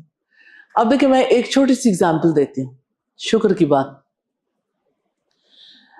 अल्लाह सुब्हानहू तआला जब किसी यानी बंदे से उसका फल वापस लेते हैं यानी औलाद, तो जो फरिश्ते जाते हैं अल्लाह ताला उनसे पूछते हैं कि जब तुमने मेरे बंदे का फल छीना यानी इसके बच्चे को कब्ज कर लिया, छोटा बच्चा है, और वापस ले लिया, तो मेरे बंदे ने क्या कहा? तो फरिश्ते कहते हैं कि उन्होंने कहा अल्हम्दुलिल्लाह. तो अल्लाह सुब्हानहू तआला फरमाते हैं उनके लिए जन्नत में मोतियों का महल बना दो. सुभान. कि कोई अल्लाह सुब्हानहू तआला की तकदीर पे राजी हो जाए, अल्लाह के फैसले पे राजी हो जाए, ये इतनी बड़ी जजा है कि अल्लाह सुब्हानहू तआला के बारे में ये सोचना कि उसने जो भी मेरे लिए फैसला किया ये उसकी तकदीर है. एंड हम क्या कर सकते हैं? हमने उस तकदीर से गुजरना ही गुजरना, इसमें खैर होगी. अल्लाह सुब्हानहू तआला से अच्छी उम्मीद रखें. बाकी ये कि वो चाहत है या आजमाइश है, वो जो भी है अल्लाह की तकदीर है, इसलिए इसके बारे में परेशान नहीं होना चाहिए कि ये मेरे लिए आजमाइश थी या चाहत. ये देखना चाहिए ये अल्लाह की तकदीर है, तकदीर पे राजी हो जाना चाहिए और अल्लाह से दुआ करनी चाहिए कि अल्लाह मुझे हौसला देना और या अल्लाह इन हालात को मेरे से बदल देना, और या अल्लाह इस तरह से कि तू मुझे सब्र की जजा भी देना, और या अल्लाह तू इसके बाद मेरे लिए बेहतरीन इंतजाम कर देना. बहुत शुक्रिया. जी बेटा. अस्सलाम वालेकुम. वालेकुम अस्सलाम. मेरा नाम मायशा खानून है और मैं सेकेंड ईयर की स्टूडेंट हूँ पंजाब कॉलेज में. मेरा आज आपसे ये सवाल है कि as a youth of this generation हम स्टूडेंट्स जो है, हमें जो एजुकेशन दी जा रही है वो अल्लाह ताला से प्रायोरिटी इतनी नहीं. हमारा एजुकेशन सिस्टम जो हमें सिखा रहा है वो एज अ यूरोप के एजुकेशन से ज़्यादा वो ट्रेन करता है. तो आजकल इसीलिए बच्चे इस सब से दूर होते जा रहे हैं. या फिर अगर हम एज अ स्टूडेंट भी इस बारे में कहीं ना कहीं हमारे दिमाग में ख्याल आता है कि हम इस बारे में बात करते हैं तो बच्चे हमें आउटडेटेड समझते हैं या आउटकास्ट समझते हैं. तो मेरा आपसे ये सवाल है कि हम एज अ स्टूडेंट अपने लेवल पे क्या कर सकते हैं कि हम अल्लाह ताला से ज़्यादा कनेक्टेड हैं, जिससे हमारे पेरेंट्स के, और आजकल हम नहीं है इतना, अल्लाह से हमारा कनेक्शन नहीं है. और वो हमारे एजुकेशन सिस्टम में भी इतना नहीं है कि इस्लामिक लॉ या इस्लामिक चीज़ों के बारे में डिग्री कम है एज कम्पेयर टू अदर. आपकी क्या एज है? मेरी एज 18. 18. मैं एक 13 साल बच्चे की बात आपके सामने रखना चाहती हूँ. अल्लाह के रसूल सल्लल्लाहु अलैहि वसल्लम ने जिस वक्त अपने अहले ख़ानदान की दावत की तो उस वक्त आपने खाना खिलाने के बाद सबसे कहा कि आप में से कौन है जो इस पैगाम को पहुँचाने के लिए मेरा साथ देगा. तो अब ज़ाहिर खाना खाया था, वो बड़े इन चीज़ों का लिहाज भी रखते थे. तो खाना खाने के बाद यानी जब रसूलुल्लाह के सवाल को सुना तो सबने खिसियाने से हो गए, इधर उधर देखा. लेकिन हजरत अली जिनकी एज उस वक्त 13 साल की थी, वो उठे और कहने लगे मैं आपकी मदद करूंगा. मैं टीनेजर्स को खास तौर पे ये कहना चाहती हूँ, अंबिया का साथ देने वाले मसलियत कोश बूढ़े नहीं थे, किसी नबी का साथ देने वाले.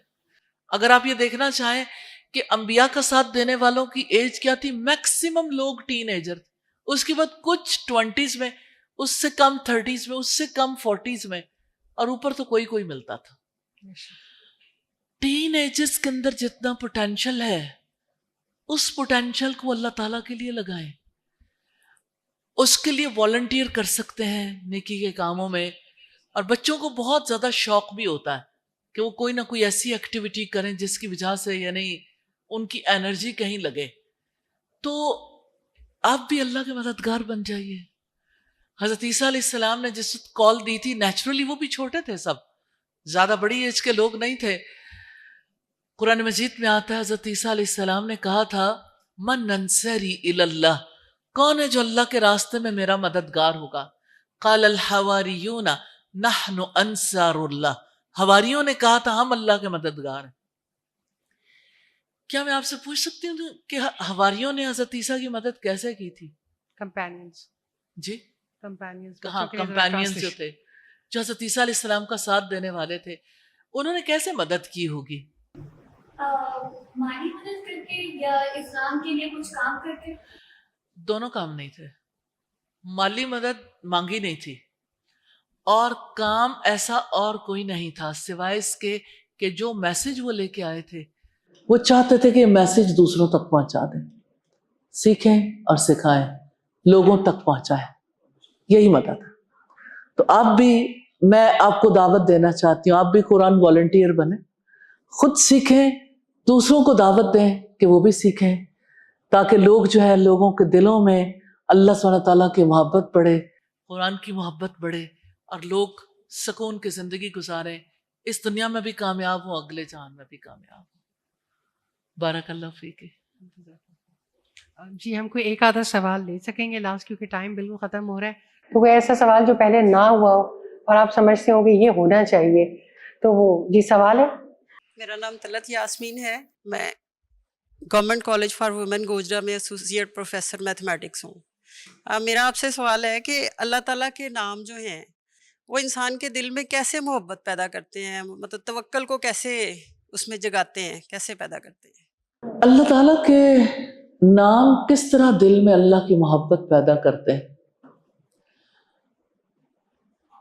اللہ سبحانہ تعالیٰ کے وہ نام جن میں اللہ تعالیٰ کی رحمت ہے، جن میں اللہ تعالیٰ کی عطا ہے، اگر آپ اس نام کو لیتے ہیں تو اس کی وجہ سے اللہ کی رحمتیں یاد آتی ہیں. انسان ان رحمتوں کا سوال کرتا ہے، جب وہ ایکسپیرینس کرتا ہے تو ایک کنیکشن جڑ جاتا ہے. اللہ سبحانہ تعالیٰ پر انسان توکل کرنے کے قابل ہو جاتا ہے. دیکھیں، اگر آپ یہ کہتے ہیں کہ اے میرے رحیم رب، میں آپ سے محبت کرتی ہوں، یا اللہ میرے دل کو اپنی محبت سے بھر دے، اللہ سبحانہ تعالیٰ سے کہہ کے دیکھیے، آپ کے دل میں خود بخود اس کے لیے محبت آئے گی. اللہ کی رحمت کو آواز دے کے دیکھیے. آپ الرحمن کہہ کے یا رحمان یا رحیم، آپ اس رحمت کے ساتھ کوئی بھی دعا کر کے دیکھیے، تو آپ دیکھیں گے کہ آپ کے دل میں اللہ سبحانہ تعالیٰ کی محبت آئے گی. دوسری بات یہ کہ جب کبھی انسان پر اللہ کی رحمت ہوتی ہے نا، وہ اسے پہچان جائے کہ یہ اللہ تعالیٰ کی رحمت ہے، اس کی وجہ سے انسان ٹرسٹ کرنے کے قابل ہو جاتا ہے. وہ توکل کرتا ہے کہ میں نے اگر اللہ کے سپرد اپنا معاملہ کیا تو میرا اللہ مجھے کبھی ضائع نہیں کرے گا. تو آپ کسی انسان پہ کیسے ٹرسٹ کرتے ہیں؟ ایک چھوٹے بچے پہ کوئی ٹرسٹ نہیں کر سکتا کہ اسے اپنی بھی سمجھ نہیں ہے. تھوڑا بڑا ہوتا ہے، آپ اسے کچھ